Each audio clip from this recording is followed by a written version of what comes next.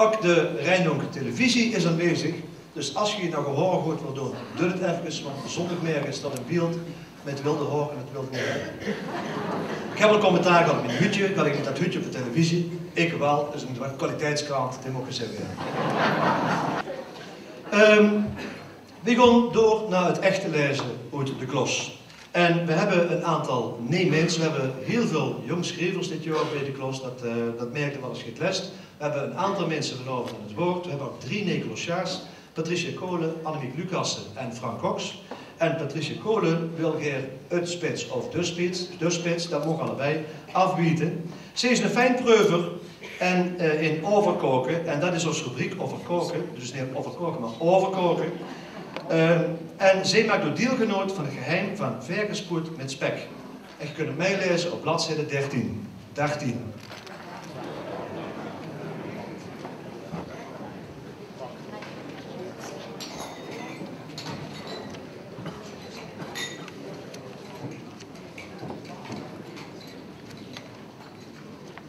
Verkenspoed met spek, geserveerd in een saus van jonge kloren.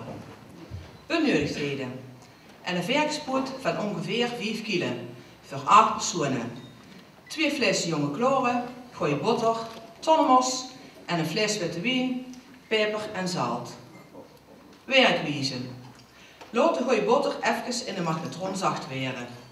Het tonnemos afspulen onder de kraan en uit laten lekken in de doorslag. Daarna het tonnemos in de witte wijn marineren.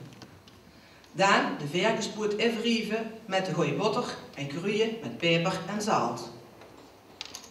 De oven voorverwarmen op 200 graden. En longdrinkglaas voor de helft vullen met jonge kloren. De jonge kloren opdrinken terwijl gewacht totdat de oven opgewarmd is. De verkenspoed op de vuur vaste schaal leggen. Ondertussen nog een tweede glas jonge kloren inschudden.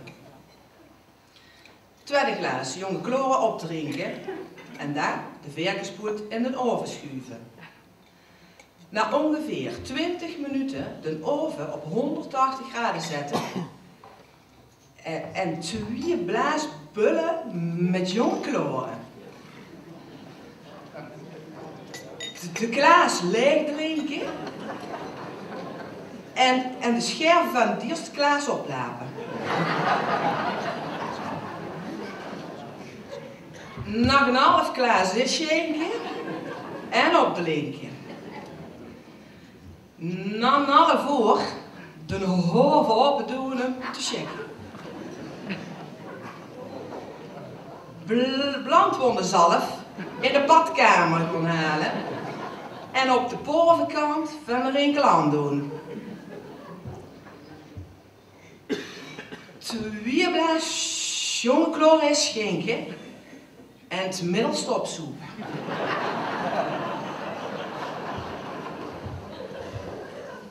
De hoven weer open doen om de verkenspoed om te draaien. De brandronde zalf op binnenband van de 2 handen doen en de verkenspoed opruimen.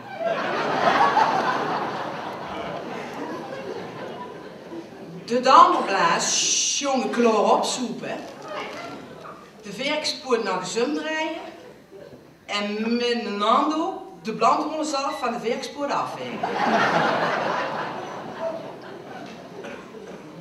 Dan ontvetten met een beetje jonge kloren en een tube zalf oprapen.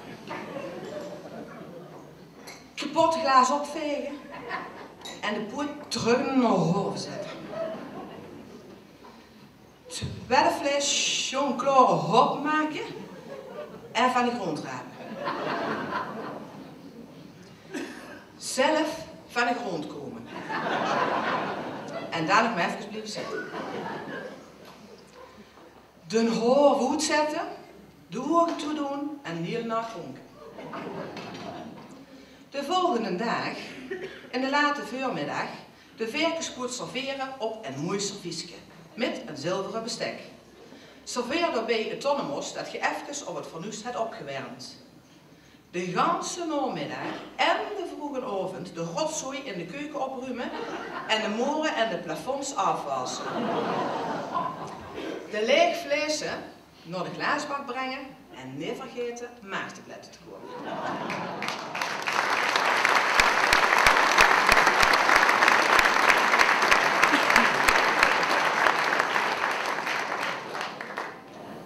Dankjewel, Patricia. Even een heel kort mapje tussendoor.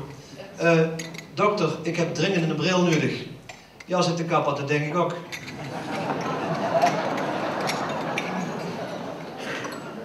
Marten de Munkhoff is net zoals als ik.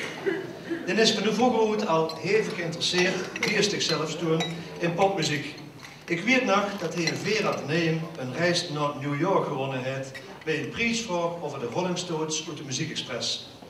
In de rubriek Beuk op bladzijde 25 kunnen zelf meelezen wat Mart nog meer weet over popmuziek. Bladzijde 25.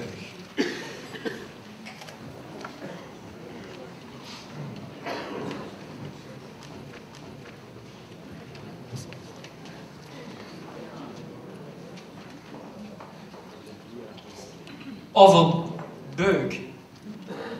Geschiedenis van de Horster popmuziek. Hoofdstuk 11. De Lemon Sex Dead. In mijn onlangs bij uitgeverij frankbuijsen.nl verschenen bibel van de Horster popmuziek besteed ik ook aandacht aan die bands die misschien niet meer in het collectief geheugen van een Horster muziekkenner, Jan Duif, zien opgeslagen.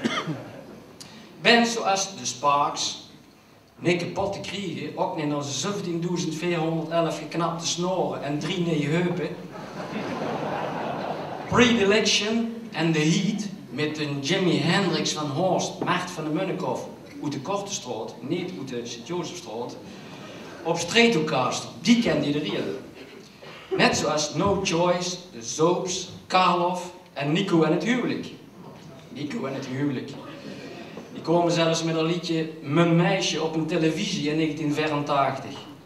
Toevallig kwam ik bij de research van mijn boek op speurders.nl een exemplaar van Mijn meisje tegen. Tegen elk aannemelijk bod hij Ans uit Zaandam, die dit plekje aanbood, erbij gezaten. Er zijn 0 biedingen, plaats een bod, stond eronder. Op de hoes van die singles die je trouwens Anne Razes op het balkon in de Marijkenstraat. Kennen die ook? Dat was toen nog Nico's buurmetje. Anne bedoel ik. Behalve al die bekende bands was er natuurlijk ook nog de Horster Underground. Vooral in de jaren 80. Bands als Cosmetica, die Rode Kapelle, de Grooving Gangsters. En, in tegendeel natuurlijk, dat illustre drumduo bestaande uit Wiep en Piet. Die zo'n 24 jaar geleden het fijnste moment hadden die bouwplaats in Venlo. Als voorprogramma van de Engelse band Blurred. Oftewel Ted Milton. Ted Milton, die in een saxofoon besloten klinken als een kleuter, den kinkhoest hij. En een astma-aanval kreeg, gepaard gewoon met een epileptische jeukaanval.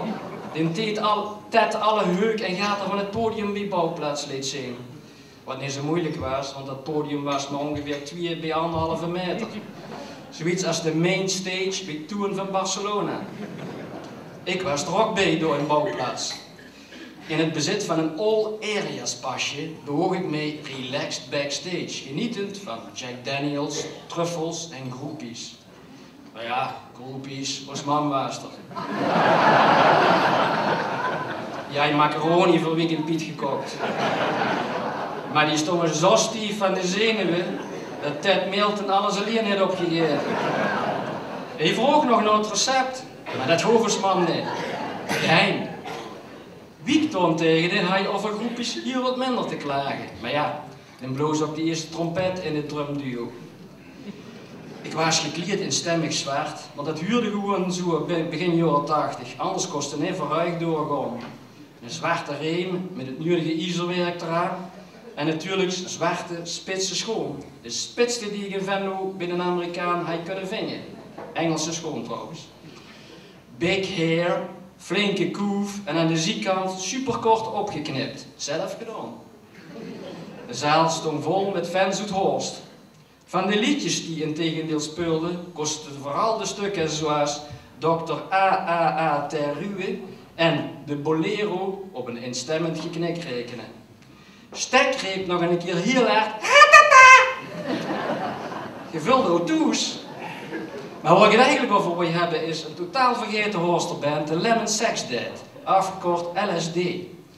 Ze hebben maar kort bestaan en maar één keer opgetreden op vrijdagavond 28 september 1984 op een hoesfeest in de Herstraat. Het optreden begon een oor te laat omdat de gitarist zich Mozart uit te drinken bij Corva Modern.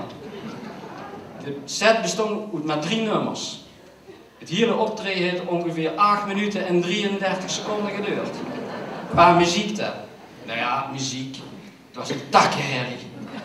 De gitaarversterker stond op 11 en piepte zodanig van de feedback dat iedereen zijn hand voor zijn oren sloeg. In de bril van Dion Wijnands sprongen een barst in zijn linkerglaas, een doorleep in zijn rechterglaas en in zijn beerglaas. Tourniers gespiste spontaan in zijn box. Ger Gubbels begon te beuken en riep Vive la France. Henk Vullings wou stage diven, maar er was geen stage. Jos Wijs ging zitten en liet zijn baard staan. Loes Siebers greep naar een pak check in de vuurklep van Urzeerumse stripjestuinbox. De blokfluit van Tilly Fassol beet zich de start af. Burgemeester Steeg begon te pogelen. Leon Litjes in een Twitter verslikte zich in zijn tweet en begon te twitteren. Birgit Opdelaak begon te zak springen. Paul Driessen verwisselde 3 keer van partij. Loes Wienhoven trok haar skatebox op. Doris van der Merendok mompelde dat ik dit nog mag meemaken. En steed een hoge zee uit. De hond wordt luips. Huub van Lieshout drukte zich. Jeroen Versleijen was er nog niet. Jan van Tenk floot keihard mij op zijn vingers. Ger Litjes de vroeg of er nog appelgebak met slagroom was. Rob van den Beuken, ik kreeg kleffe zak. Ja, ik had erbij moeten zien. Daar, in die garage toen, in de Herstraat. Wie de politie trouwens heeft gebeld, dat weet ik niet. Mijn boek trouwens, dat leed vanaf volgende week gewoon bij boekhandel Titske en bij Willems en Rietjes in de Week.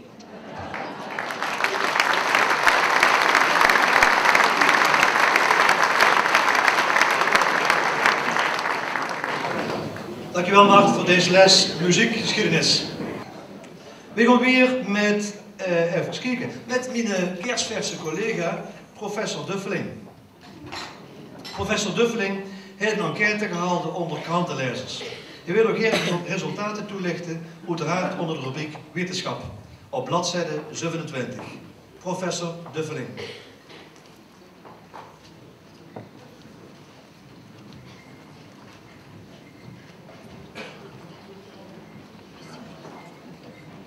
Ik ben Duffeling. Ik ben een beroemde professor. Ik sta geregeld in de krant. Ik heb vandaag de krant gehaald. Alweer?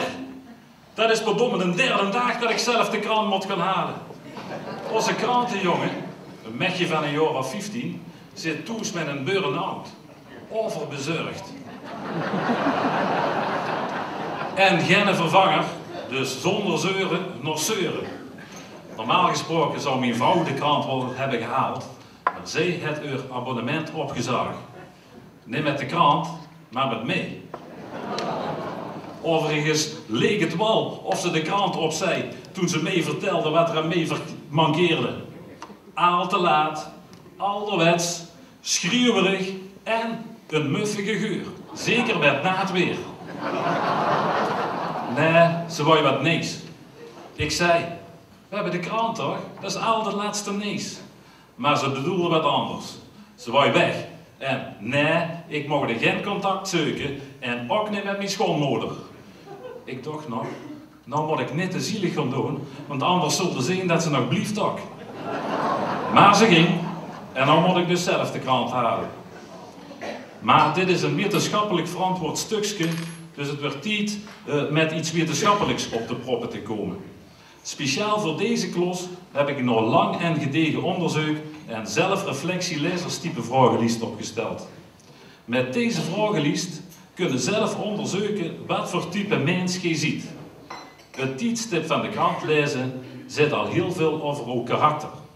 Ikzelf lees bijvoorbeeld 's morgens uit de krant. Mijn vrouw was er heel wisselend in. Dan weer 's morgens, dan weer 's middags. Als je de vragen leest naar waarheid invult, weet er binnen enkele minuten wat voor soort je zelf ziet. En ik hoop dat mijn vrouw de liest ook invult. Vraag 1. Ik lees de krant A. 's morgens, B. 's middags of 's avonds. Onthoud even wat je gekozen hebt. Vraag 2. Ik lees de krant A. 's morgens, B. 's middags of 's avonds, C. Wacht eens, dit is dezelfde vraag als net. Tel nou uw scores op, het aantal keren A, B en C, en je weet welk type je ziet. Hebben de dukste A gescoord, G leest 's morgens de krant. G ziet het ochtendmens.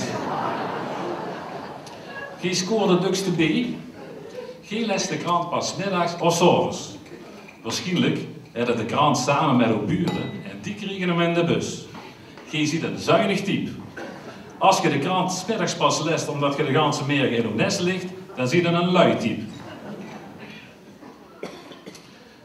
Hadden 1 keer A of B en 1 keer C gescoord, G hebt door dat vraag 1 en 2 hetzelfde horen.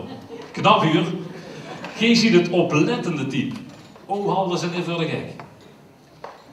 Het erg onbetrouwbare type. 1 keer A en 1 keer B. Dat had G gescoord, wat, mevrouw Duffeling. G ziet het erg onbetrouwbare type. Je weet niet wat je wilt. Je weet toch dat ik van structuur houd? Waarom kun je dat de krant niet op een vast tijdstip lezen? Van hoe kunnen die erbij? Wat een wisselvallig type zie je. Dan zeg je dit en dan weer dat. Bah, sta ik vandaag na zoveel jaren. Dacht ik dat ik het altijd leuk vond met O. En er stonden nog steeds 2 koffers. Wanneer komt die eens ophalen? Ik ben bang dat ik een beetje doordraaf. Tot zover mijn wetenschappelijk verantwoorde bijdrage voor deze klos. Ik mis nog elke dag. Ik hoop dat ze gauw weer komt. Onze krantenjongen, een mechje van een jaar of 15 met haar krijtjes.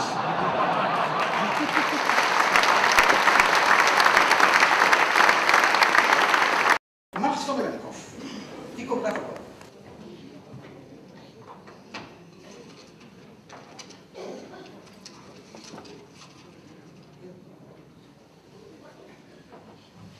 Ja, iemand moet een proficiate reden schrijven, mevrouw Ger. En ik was, ja, precies, ja. Proficiat reden voor de weledel heel geleerde dokter Anders, dokter, professor, meester clochère Ger Gubbels. Eerst wordt Ger geboren, toen ging hij naar Bosveld. Toen naar het Moller Instituut, toen wordt hij clochère op proef. Toen meester clochère. Toen dokter Anders. Toen dokter. En dan ook nog professor aan de nul. De Narren Universiteit van Limburg. Man. Wat moet je daar zeggen? Ik ben maar een eenvoudige gesjeesde leraar Duits. Dus om dit nog een beetje een academisch niveau te geven, kan ik misschien een beetje in het Duits praten. Dat deed je Goethe en Schiller tenslotte ook, toch ook niet de minste. Hè? Also, Herr Dr. Obergruppenmeister Professor Goebbels.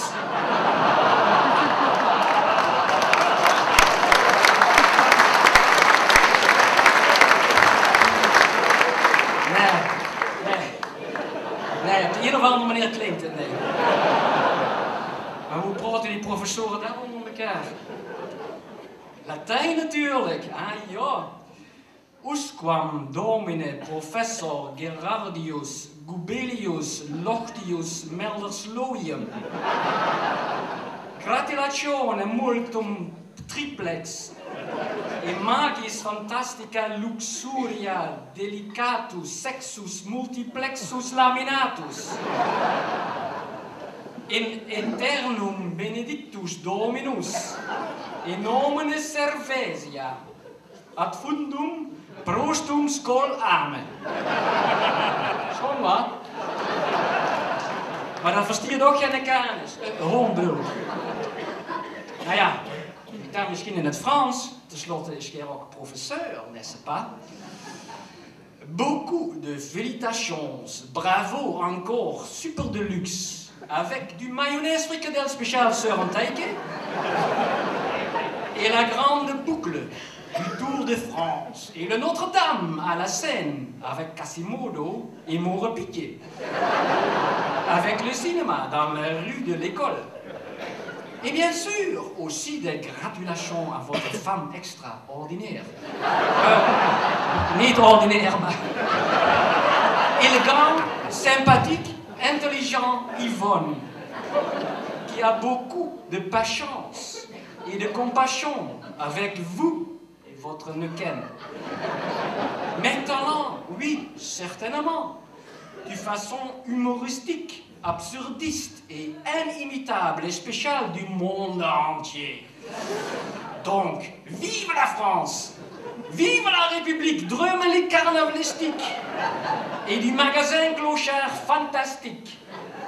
Nou ja, misschien toch maar gewoon in het plat. Ja, proficiat.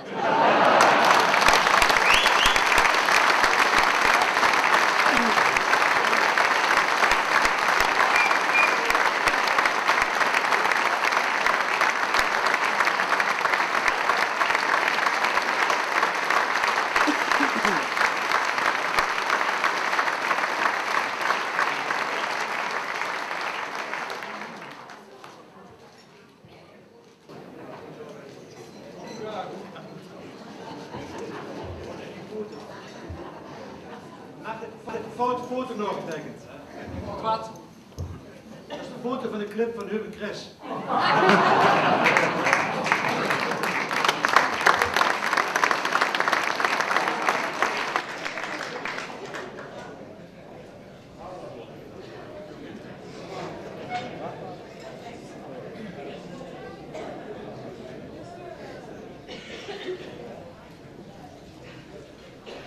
Ja, de cultuur, dat maakt voor de koers-Duitsland is geweest. Het is toch een ander soort Duits als dat ik wens. Kloscommissie, beste bedankt. Beste bedankt. Toen Jenniskes. Jij werd ongetwijfeld nog vorig jaar, toen wij zo'n dramatische moment hebben meegemaakt, aan de tap, waar de filosofen ja, toch langzamerhand aan nog en kwamen. Maar toen het zich Pet, goed zo Ellie. En hij heeft een nevenverhaal geschreven op een tomp. En je kunt het meelezen op bladzijde 82. Toen Jenniskes.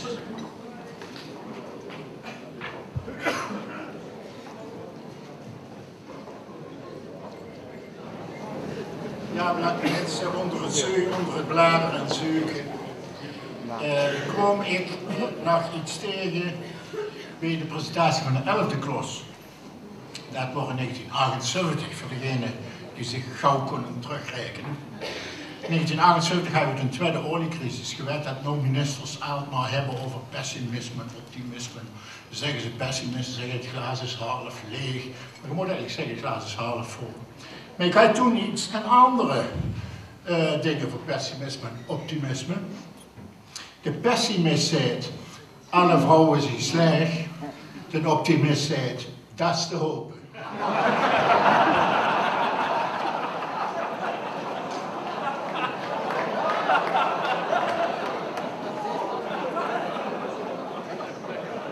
En de zoveel jaar kon je gewoon vertellen. Als ik automatisch mijn bekje sigaret uit de thuis brak, wie wiel naar het bord boven het buffet waarop stiert. Als je geen boete roken kon, dan kon je geen boete roken. Daaronder stiert dan een piel naar het terras en boven die deur hangt nog een bord. Op ons rookterras boete kon je zonder boete roken. Tegenwoordig zitten overal van zo'n bordje, zeg ik. Gisteren had je in een auto voor mij ook zo'n ding op de hoge plank staan. Als u dit kunt lezen, rijdt u te kort achter mij. Och, zegt Wiel, Jacques Voormans met zijn zware motor maakt het naar veel bonter. Dan had je een bord op de rug hangen. Als je dit kunt lezen, is mijn vrouw van de motor gevallen.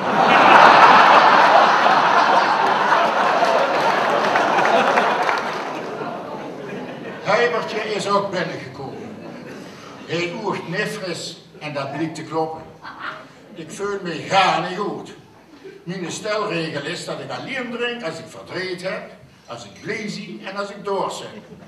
Nou heb ik verdriet, want ik heb tegen beter weten al de levensmisheid van Jan van Teng in praktijk gebracht.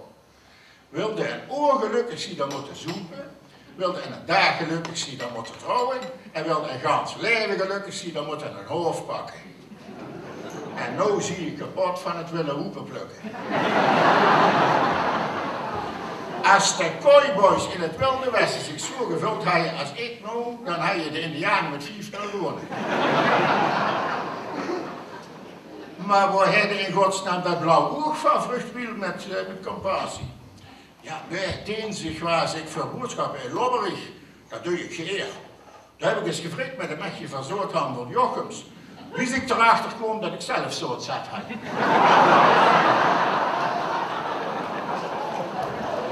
Nou, ik vroeg in Lobberich als een winkelmechje om een douchelampen. En toen heet die blijkbaar douchelampen verstopt.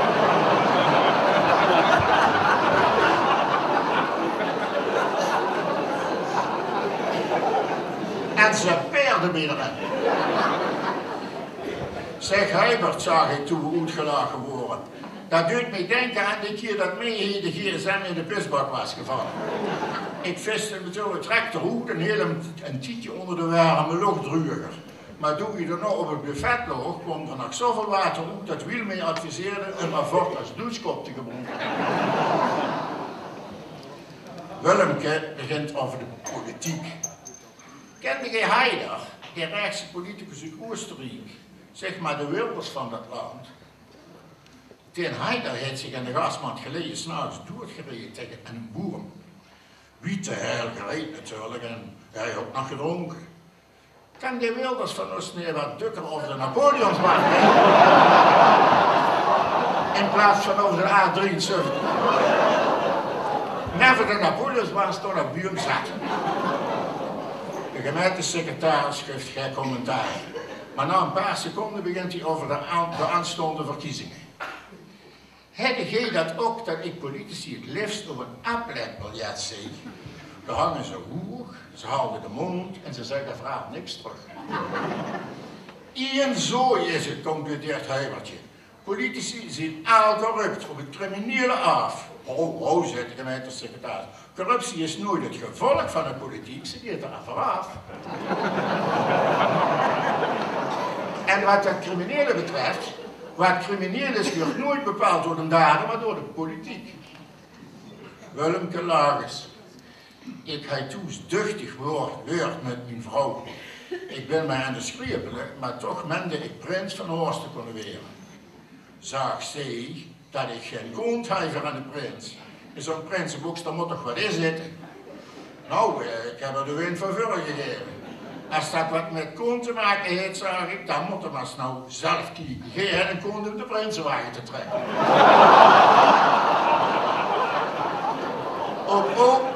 Op batterij had jij er eerst wel 100 stekkers kunnen brengen.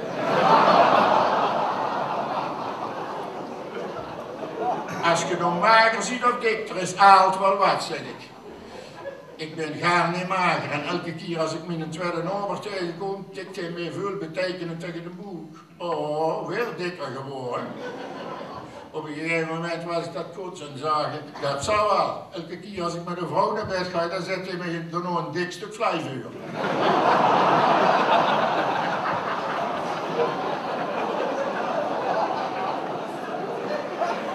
Jullie ging ook bij dat soort, vraagt Heibertje. Wat voor soort? Wij van dat onderzoek vorige maand. Hoe dat onderzoek was gekomen dat als alle kerels binnen 10 minuten nadat ze seks hebben gehad in sloop vallen. Doe ik dat losstreven, dat is toch levensgevaarlijk, want 70% van de kerels is dat nog niet toe.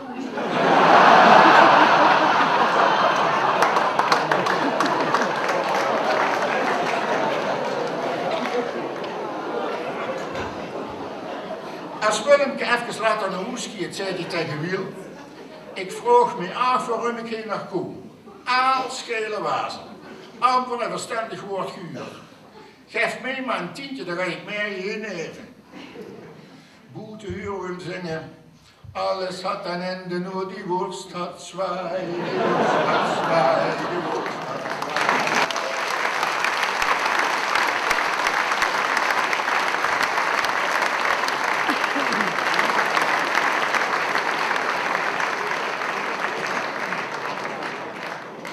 Dankjewel Toon. Je mocht er wel de nestel zien van ons club, maar we hopen nog jaren met over te kunnen. En dan is het nou eigenlijk gewoon pauze.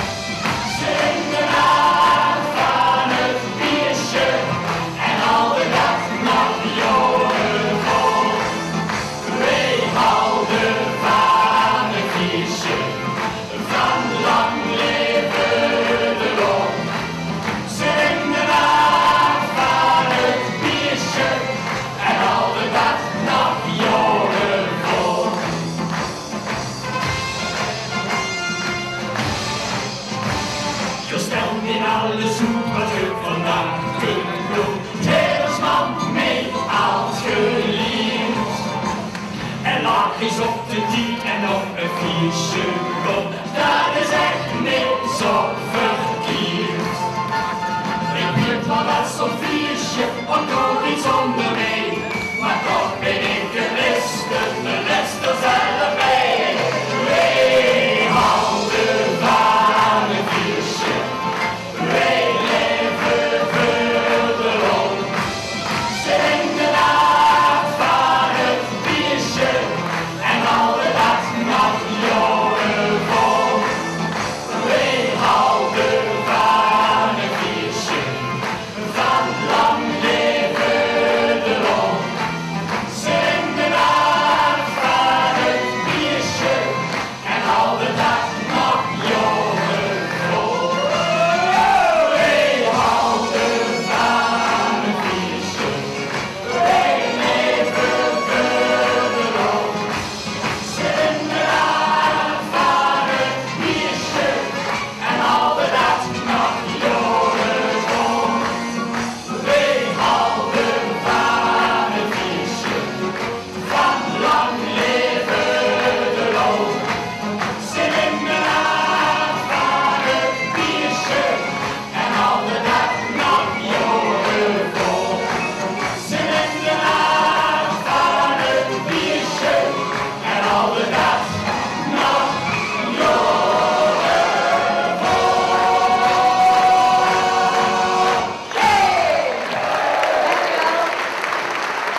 Voor Thijs en Co met Wij houden van een feestje.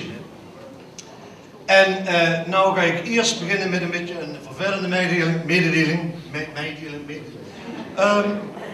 Het is crisis en door met een dreumel in eerste instantie overwogen Moeten we niet eens als entry gevraagd voor de klas afwacht?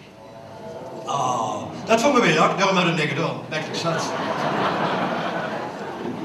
Maar je snapt wel dat het allemaal een beetje wat aan de kant gaat werden.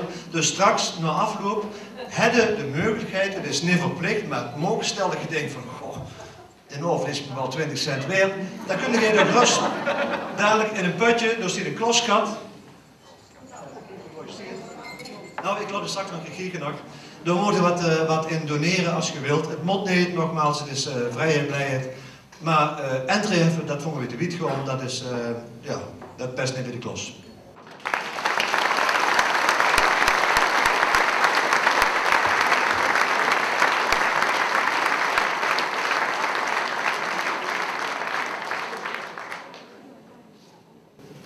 Terug naar de klas.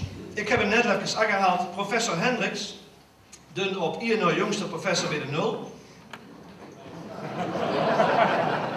Hij heeft ook zijn sporen verdiend. Hij wil het geer hebben over het nieuwe afvalophaalsysteem. En dan kunnen wij lezen in de rubriek actueel op bladzijde 39.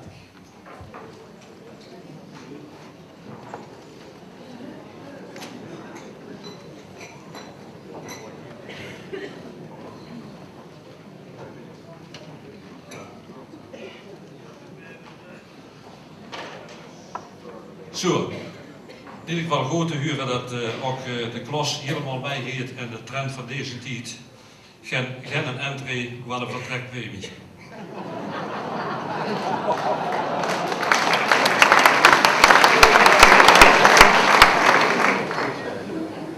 En collega Gert, daar moet ik tegenwoordig mogen we dat zo tegen elkaar zeggen. We hebben het er met elkaar over gehad en we hebben ook gezegd het hele grote voordeel en het feit is van de professor is dat je hier als professor 2 keer verstrooid kunt worden.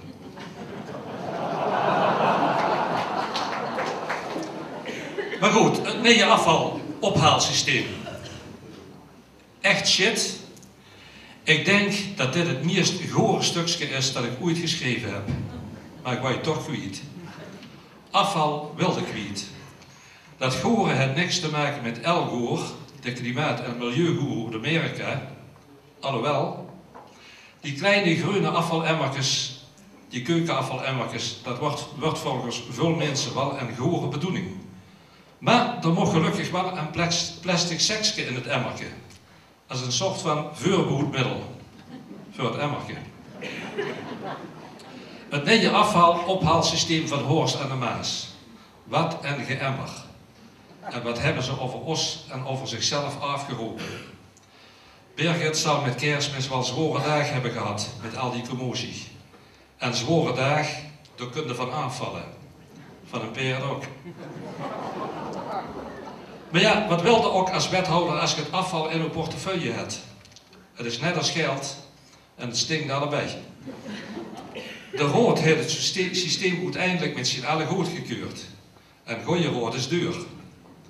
En de slechte rood is trouwens nog veel duurder.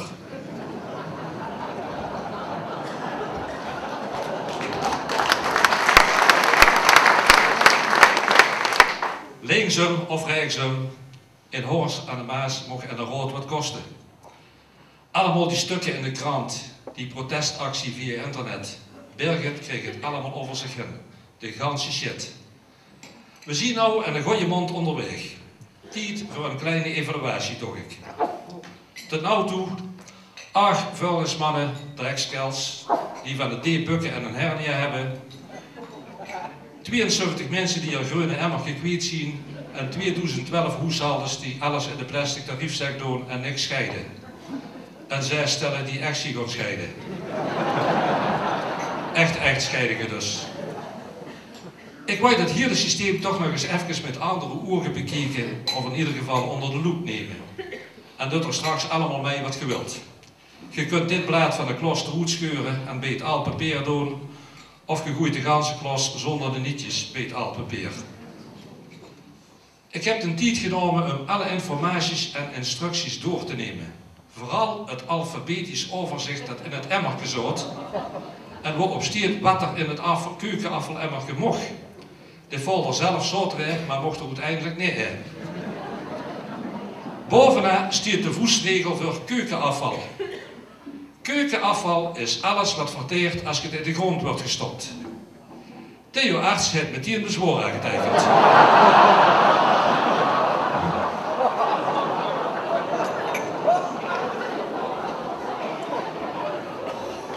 Hij zuurt met het nee-systeem en de voestregels in een uitvaartomzet al drastisch dalen. Even weer stiert dat er ook aas in mocht. Kun de al lang gelegen gecremeerde schoonmoeder, waar je een grondige hekel aan had, en die je nog altijd in huis hebt, moet eindelijk toch nog moeten de deuren op een stoep zetten. Of er komt een speciale dag voor, eens per jaar, als woensdag. Er mocht dus best aas in, maar weer geen asbest. Mondverband stiert er niet bij. Mondverband stiert wel op de website bij het afval ABC. Het zou je gek zien als mondverband wekelijks wordt opgehaald.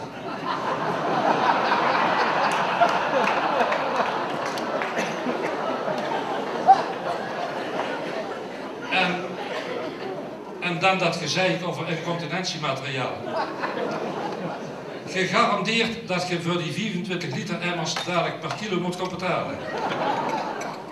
En dan gaan die mensen dit eerst in de terugtrommel doen.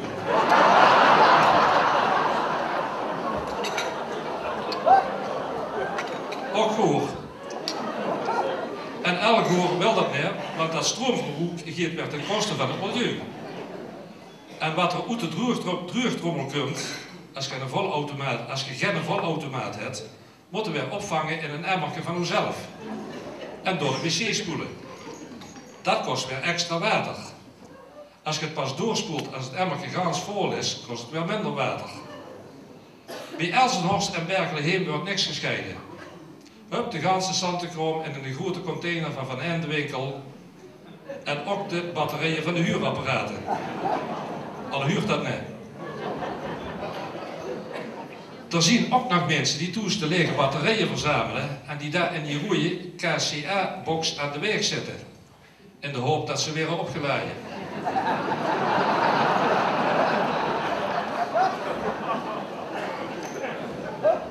En bij de H stiert hoesdierenmest en bij de M mest van hoesdieren. Het verschil mogen ze mee, dat kunnen we uitleggen. En wat doet als je een peer als hoesdier hebt? In de gang? Of een olifant? Veren van vogels mogen er ook in. Alsof er andere beesten dan vogels veren hebben. Maar als je toevallig een knie met veren hebt, en die komt in de rui, dan mogen die veren er volgens het liedje niet in. Hondenhoor mag wel, maar kattenhoor en mensenhoor stonden er niet bij. Paardenhoor trouwens ook niet. En als je het emmertje per ongeluk 2 weken laat staan, is het 1,5 hoog. Wegwerpzakdoekjes en papieren zakdoekjes mogen er allebei in. Maar ja, die wegwerpzakdoekjes gooi ik sowieso altijd weg. Daar zie ze voor. Suiker mag wel, zout stiert er weer niet bij. De lijst begint bij A met van aardappelschillen en wat weer stiert er bij de S ook weer schillen. Dat begint al te denken, wat kan mij dat nou schillen? Ketchup mag wel, curry stiert er niet bij. Dieetvoeding mocht erin. Logisch, want dit is een afvalemmertje.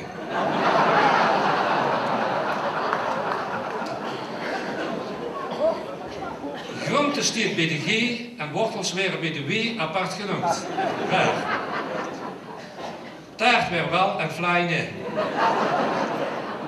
En dan te bedenken dat voor het samenstellen van die lijst 6 ambtenaren 5 werkdagen, dag,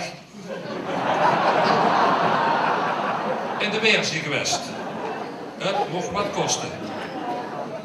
Op het ganse afval ABC van de website ga je geen gaan in de weg. Want daar zit eigenlijk iedereen schei uit. En dat kan shit zien. En als veel mensen ergens tegen protesteren, heb ik toch geen scheiden. Bedankt.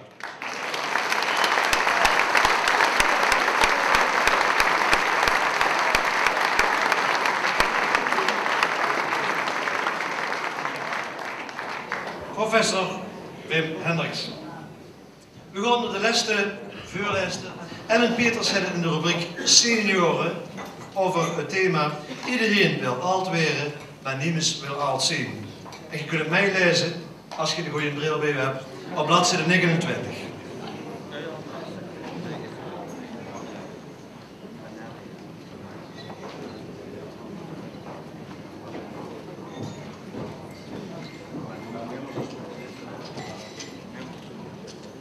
Die twee professoren.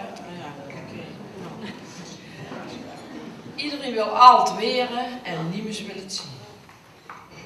Zal ik eens verrooien en welke uitspraak ik in een gloeiende hekel begin te krijgen? Ik huur het voor het overal. Maar meestal op verjaardagsfeestjes. Het feestwerken is 55 plus geworden en de oudste zus, die de 80 is gepasseerd, is aan het woord. Ze is in het bezit van een kunstgebied, huurapparaten, 2 heupen en ze duurt met een rollator. Ze probeert met een stolle gezicht vol te houden dat je zo oud ziet als je ovult. Ik vul me liever met jonger. Als je 55 jaar zit geworden, valt er een brief van de KBO op de mat. Of je geen senior wilt weren, dan kun je mooi met de oetstepjes mee. Ik vraag me af wanneer. Ik moet werken tot 67 jaar. Als alle 65-plussers werkelijk lid zullen worden van de KBO, dan zien ze groter als het CDA, Ascensie en de Partij van de Arbeid samen. Zo alles je vult, wat een kwats. Vraag maar eens aan een echte senior en een 80-plusser. In deze tijd van vergriezing, verjongingscrème, botox-injecties, kilo's siliconen, dan kunnen er echt niet meer mee aankomen. Trouwens, over aankomen gesproken. Ik werd van een herfst in 1 maand linnen 31 dagen kwijt. Dat dieet wat ik toen deed, was meer doe het als dieet. Ik probeer heus wel kilo's kwijt te worden, maar die vingen mij altijd terug. Ik ben nog nooit een calorie tegengekomen die ik niet lekker vind. Zo alles vult. Wat denkt je daarvoor op de Nijs? Die geeft zijn carrière na 69-jarige leeftijd nog lang niet op. Hij kreeg zelfs een kind. Van malle babben zeker. Jan Klaassen, hij nog wat in zijn trompetje.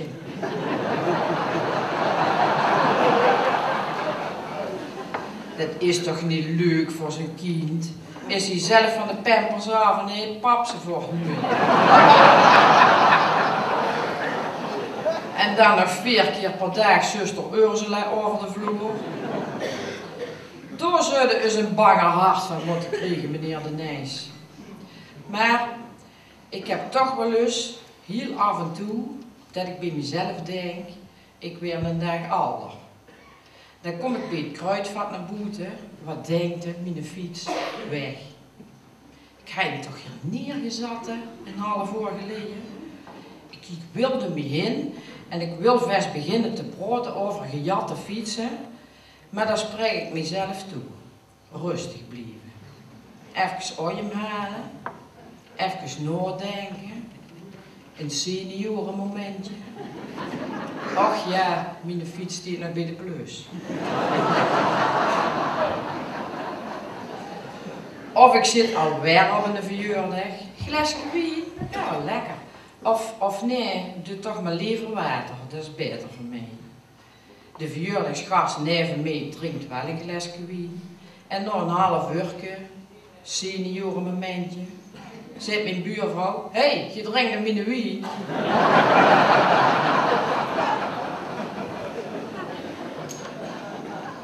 Wie 65-plussers menen ook serieus dat we veel fitter zien als die 65-plussers van vroeger. Dat we veel beter en gladder eruit zien en hipper gekleed zien als ons elders toen die 55 plus waren. Maar dat denken we als kinderen anders over. Op Nieuwjaarsdag is het bestuur van de Nieuwjaarsduik aan het vierste bij Liesbeth in het zaaltje. Het is al laat op de oven en ze dansen en ze zingen en ze hebben een groot leven. Kun je ze zoen daar binnen lopen, kijkt hij ergens rond en zegt, wat is dit hier voor een 40-jarige brood?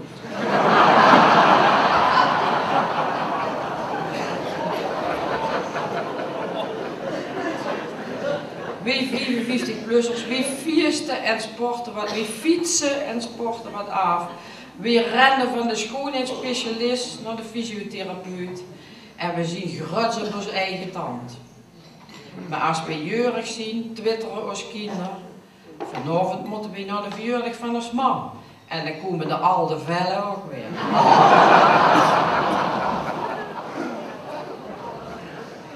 Ik vraag me nou alleen heel erg af hoe oud je je voelt als je als senior in een seniorenwoning 7 miljoen euro wint in de postcode loterij. Zoveel geld en nog maar zo weinig tijd. Zult waar. Vast nood zijn.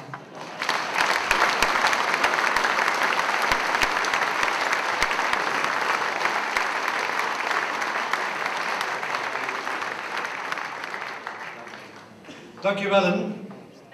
Dat in verband met tijd. We gaan afronden.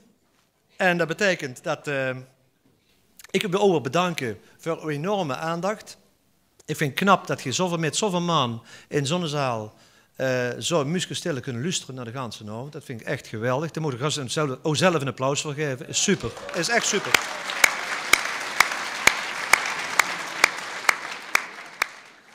Wie komt er ook alweer in een aanmerking voor de Hannes?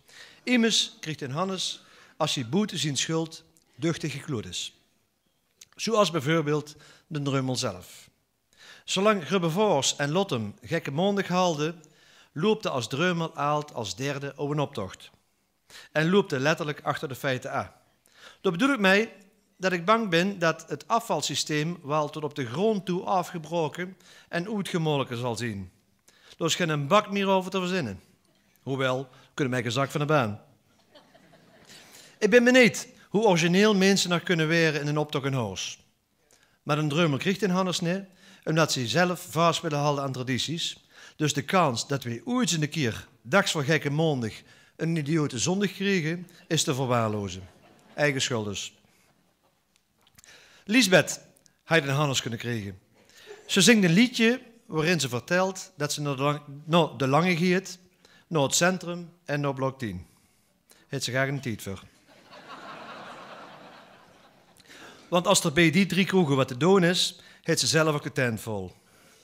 En dan drinkt ze door nog een pilsje en misschien nog een half Hebben we geen boodschap aan. Drink een half of drink er geen. Maar niet misschien. Je moet het zelf weten, maar wel heel duidelijk. Maar als klap op de vuurpiel zingt ze ook nog dat ze naar zichzelf gaat. En dat kan niet, want er is ze al. Dus geen Hannes voor Liesbeth. Paul Driessen hebben we overwogen als wethouder van Essentie. Of moeten we zeggen als wethouder voor Essentie. Want als een kapitein zijn schip verlukt, dan kunnen er gekke dingen gebeuren. Dat hebben we al gezien met de Costa Concordia. Voor de Italiaanse kust. Toen Freek Seelen het Essentieschip een persoonlijke reden hij verloten, bleef het schip stuurloos achter. En bij een boerenstad roerloos. Binnen de eigen partij waren geen stuurlui meer beschikbaar en dan gaat Essentie op zoek naar een nieuwe kapitein.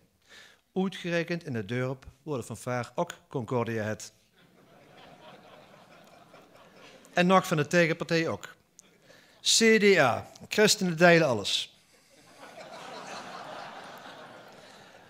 Ook de wethouderposten. Paul Driessen ging het schip in en een opmerkelijke stap, zeker in een jaar waarin politiek gezien de naam Driessen toch al geveulig leed. Maar Paul Driessen kreeg in Hannes niet, omdat we nog geen beeld van hem hebben.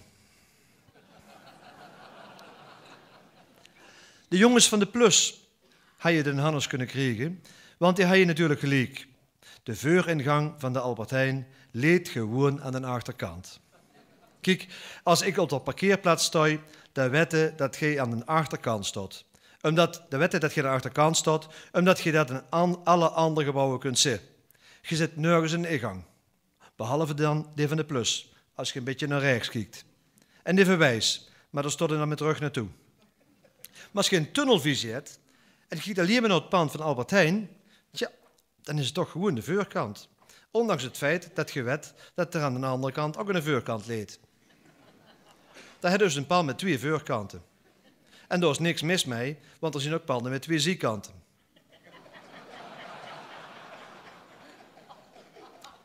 Maar de jongens van de plus kregen een Hannes neer, omdat we vingen dat het een vooruitgang is als in de winkel een vooruitgang heet. En een achteruitgang is als er geen achteruitgang is.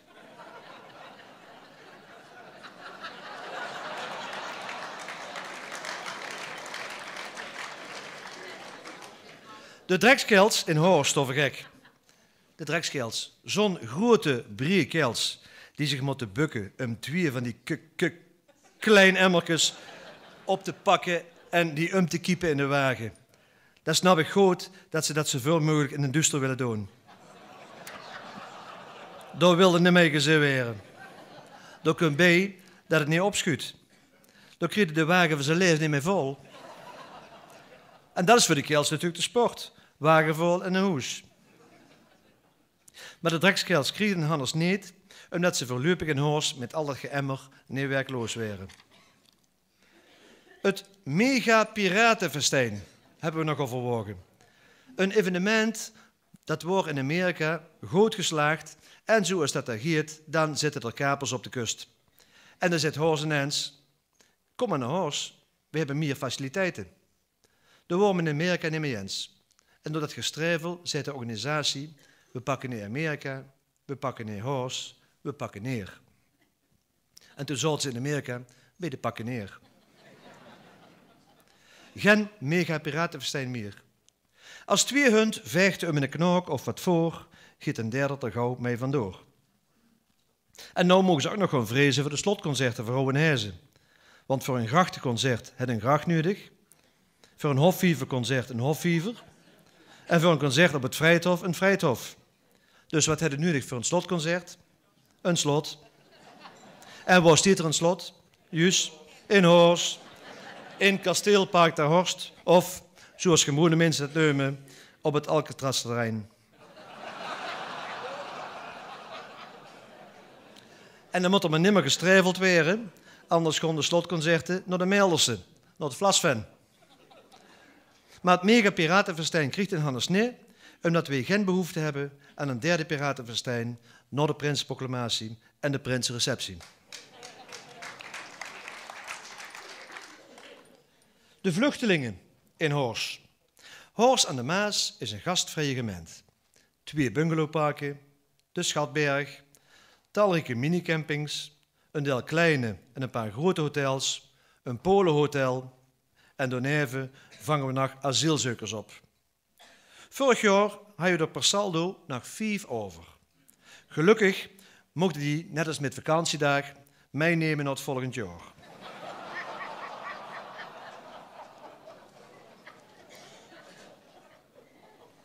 Maar ik vraag me dan af of dat mogelijk is om zo uit te laten betalen. Maar de vluchtelingen kregen Hannes niet, omdat ze met een verblijf in Horst al een hoofdprijs hebben.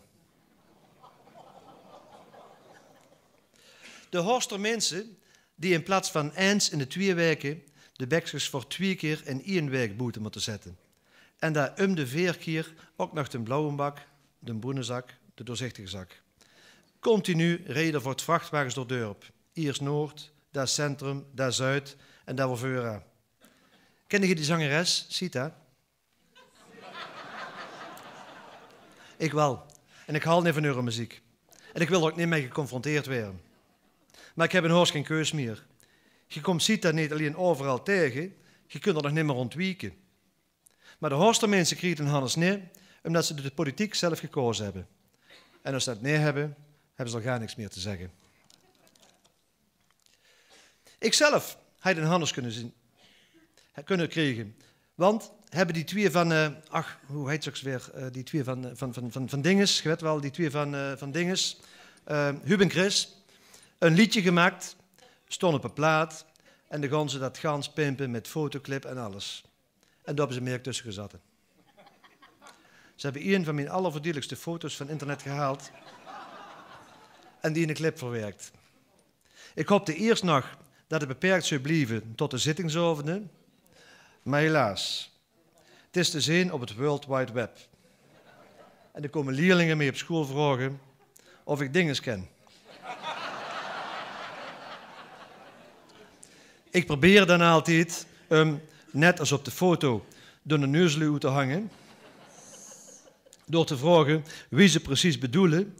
Maar als ze dat smergen begint te lachen, dan weet je genoeg. Maar wie geven mee in Hannes neemt, omdat er ooit eens een keer een politicus is geweest die zag, het maakt niet uit hoe je genoemd werd, als je maar genoemd werd. Goed zo. De zij is hartstikke feest, die vorige week de bon hebben gehad, omdat ze het roken gedogen. Je weet als kastelein dat je eigenlijk de piep en Maarten had moeten geven. En als je dat niet doet, tja, dan krijg je zelf een zwaar piep te roken. Kasteleins hebben de keus. Of je hebt rokers boeten, of je hebt een rokersboete. Maar dat was straks een keer. Maar ze kregen een Hannes nee, omdat als een Hannes niet tegen roken kan. Recent. Het LVK had een Hannes kunnen krijgen. Een van de schoonste vastenavondsfeesten van het jaar wordt verknald door een paar honderd mensen die het niet met een uitslag eind zien. Die zullen wat gedacht hebben door de schek. Kunnen ook zeggen die niet tegen een verlees kunnen. Een aanfluiting wordt. Maar de grootste losers stonden niet op het podium, maar in de zaal. Ik ga ze geer de mantel uit willen vegen, maar dat kostte ze niet vingen. Natuurlijk, je hoeft het niet eens te zien met een uitslag, maar in het verleden wordt het nauwelijks te merken. 2 jaar geleden kregen Bram en Ruud het over zich heen toen ze meneer de politie zongen. En ze kregen in de oostelijke minstreek maar 1 punt. Een rotstreek. Het is net of er wat vrevel is tussen Zuid- en Noord-Limburg. Of het zuiden afgunstig is dat Noord-Limburg, en dat bedoel ik het gebied tussen Tegelen en Lottem, de laatste 6 jaar gewonnen heeft. Dat ze zelf een winliedje maken. Want ik hoop wel dat de letters LVK gewoon Limburgs vastelavondsliedjesconcours blijven betekenen en nee, leste vastelavondsliedjesconcours. Want door de schek wordt een carnavalshit en wat er in Margraten gebeurde, wordt carnavalshit. En we hebben het negeer dat onze Hannes in de shit zit, dus niet naar het LVK. De familie Lemme is later Lemme en Co geworden. Heeft een al de knoeper gekregen en dat is terecht, een carnavalfamilie in hart en ziel. Al 35 jaar zien ze van de partij bij een optocht en al 34 keer in de prijzen gevallen. Dat verdient een onderscheiding, dat spreekt voor zich. Nee dus, dat spreekt niet voor zich. Het dankwoord wordt niet uitgesproken door een Lemme, maar door hij zijn kover gevraagd. De kalde kant. En dat is op zijn minst gezegd verwonderlijk. Maar ze kregen een Hannes nee, omdat Paul een schoon woordje hij, maar ook nee, omdat ze de knoeper al hadden. En dan zit natuurlijk iedereen op te wachten. Birgit op de laak. Ze hadden een Hannes kunnen krijgen, maar dat klopte de argumentatie niet, want het moet boet eigen schuld zien.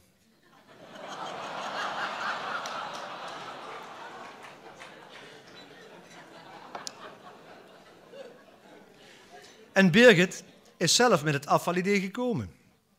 Maar ik heb eigenlijk nog niemand gehuurd de zaak dat je er blij mee wordt. Het meest positieve tot nog toe wordt eigenlijk misschien een kwestie van wennen. Waarbij het woordje misschien er al vindjes voor zorgt dat het al geen 50-50 kwestie meer is. Maar daarbij is Birgit voor ten enige niet-CDA-wethouder. Zij is als een ropende in de woestijn. Als een klaproes in een groen wei. Ze is als een vrouw bij een dreumel. Als een boerke in een striptease-tent.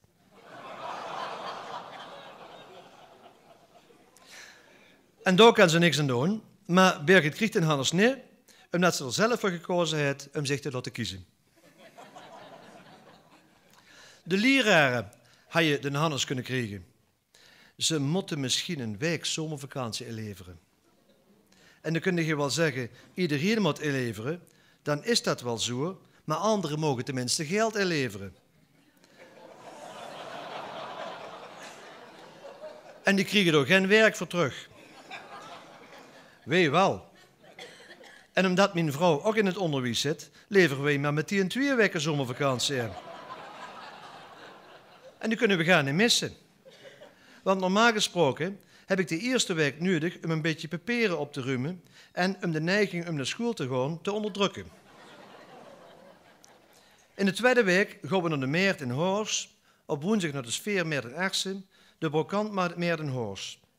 Week 3, 4 en 5 zitten we in Zuid-Frankrijk. Want 7 weken toe zitten, dat is te lang. Als we dan terugzien, dan heb ik week 6 nodig om de vakantiepost weg te werken. En mijn vrouw heeft die week dan nodig om de vakantiewest weg te werken. En in de laatste week begin ik lichtig met de voorbereiding van het nieuwe schooljaar. Gemerkt, er kan gewoon niks vanaf. Ja, en als het dan dadelijk toch moet voor de minister, een week Zuid-Frankrijk. Maar dan moet het wel de middelste weren. Want we vinden de eerste en de laatste altijd het leukst. Maar kom daar maar eens op neer. Nee, als het echt moet, dan lever ik de laatste week wel in. En dan doe ik mijn voorbereidingen wel in de eerste schoolweek. Maar de leraar kreeg een Hannes nee, omdat hij daar veel te druk alleen zou zien zomers. In de herfstvakantie, in de kerstvakantie, in de carnavalsvakantie, in de meivakantie en met het hemelvaartweekend. Maar ook de leerlingen had je den Hannes kunnen krijgen. Gewoon al leraren staken en is er recht op onderwijs naar de Filistijnen. En het is zo hard nodig, want met de reken- en taalvaardigheid is het slecht gesteld. Als ze het gemiddelde moeten uitrekenen van 6 en 8, dan wordt het rekenapparaatje erbij gepakt. Als je het hebt over startdelingen, dan menen ze dat er van 1 peerder start 2 weer gemaakt. In Venlo zien ze zelfs gansvuurabbego's met rekenonderwijs. Aanschouwelijk rekenen. Kinderen krijgen voorbeelden uit de praktijk. Als die leren tellen, dan gaat dat 1, die 2 gebroeder, weer 3, Geer van de Veer.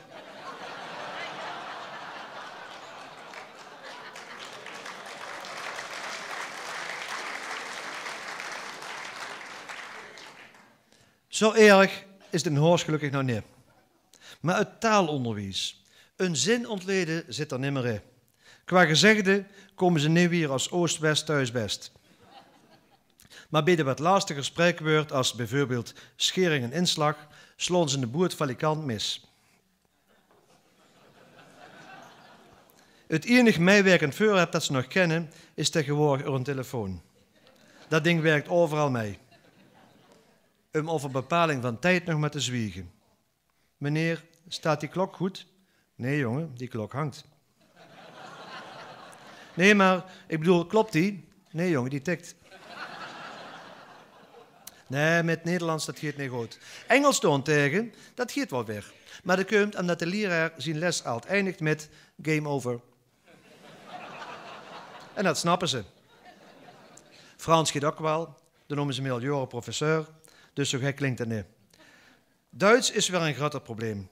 Als je toch een bewoner van een bejaardenhuis een Alzheimer noemt,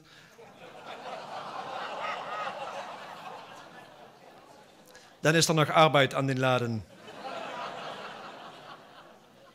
Maar de leerlingen kregen een Hannes nee, omdat het half eigen schuld is. Want de andere schuld leed bij de parate kennis van de leraren. Als een leerling op de vrucht, wat de hoofdstad is van België, dan moet het toch zonder al te lang nadenken Antwerpen kunnen zeggen. Maar wie kreeg er wel den Hannes? Hij is al eens een keer hier genomineerd. Ik denk een jaar of 10 geleden. Sinds een paar maanden weet ik niet meer van wie ik de post kreeg. Dat kunnen verschillende bedrijven zien, maar ook een hoop verschillende mensen. Vroeger wist ik wie ik bij mij in de deur te verwachten had. Het was gewoon de post. En niet de postbode of de postbezorger, nee, de post bracht de post. En aalt op een vaste tijd. Tegenwoordig weet ik ook niet meer hoe laat er iets komt. Ik heb het al meegemaakt op zaterdagmiddag om 4 uur. En door de week, als de post al een keer is geweest, komt er nog in. Dan denkt een 2 uur, oh, het heeft goed gegaan met de rekeningen vandaag. Vallen er om 5:30 nachtveer in de bus. Dat kost vroeger niet. Vroeger was alles duidelijk.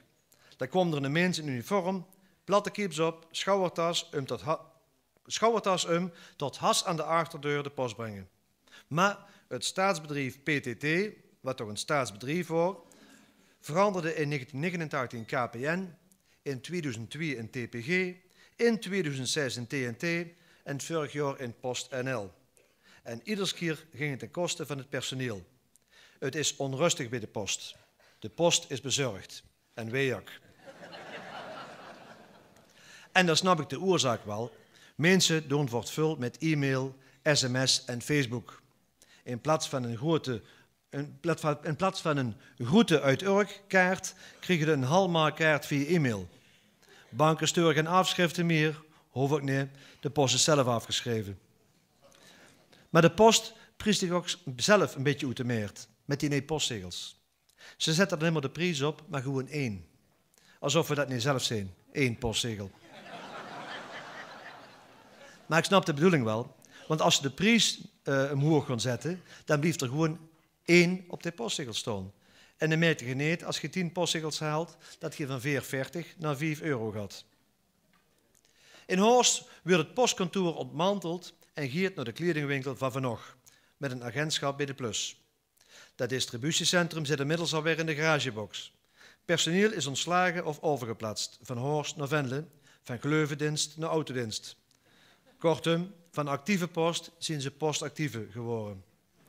En daarbij komt nog dat de postkeels die er nog wel waren, op de hindernisbanen Neve Gruinbeek en Gelezek en over glaasvezelsleuven er werk moesten doen.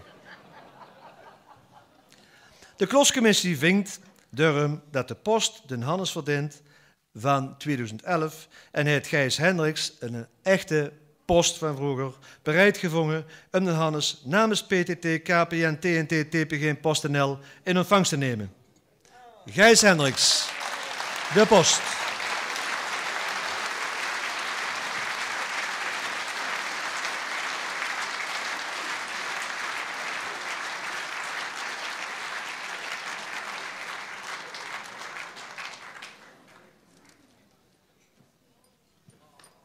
Prins Guido, kom maar ver deze kant op.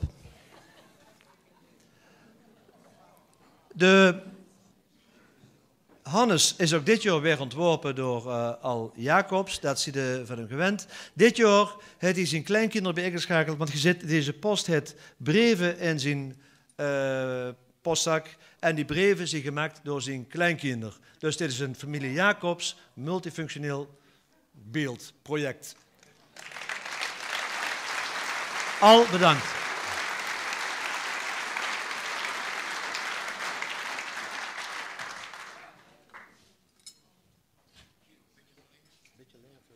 Even beeld.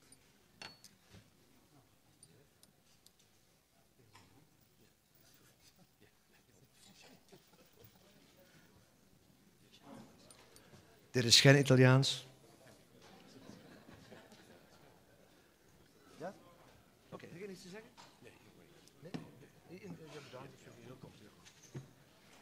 Ja, ik wil even iedereen bedanken. Ik neem hem niet namens voor mezelf aan, maar ik wil hem geen aannemen voor het ganse team. Dus alle mensen, alle postbodes uit Horst, Zevenum en Grubbevors, die moeten straks het loodje leggen. Zelf heb ik nog geluk dat ik kan blijven, maar hoe lang, dat weet ik ook nog niet. Ik zou zeggen, Geer, hartstikke bedankt dat we toch een beetje carnavalesk wilt ondersteunen.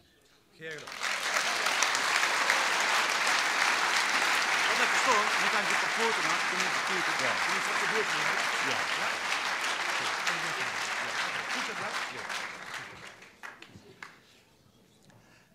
En dan zitten we redelijk op tijdschema, vind ik. Gijs, proficiat. Geef het door aan uw collega's allemaal. Er zitten er hier in de zaal, dat weet ik toevallig. Of niet toevallig, dat weet ik gewoon. We gaan afronden. En dat betekent dat ik wil ook bedanken voor uw enorme aandacht. Ik vind het knap dat je met zoveel man in zo'n zaal zou Muske Stille kunnen luisteren naar de ganse avond. Dat vind ik echt geweldig. Daar moet ik zelf een applaus voor geven. Is super. Is echt super.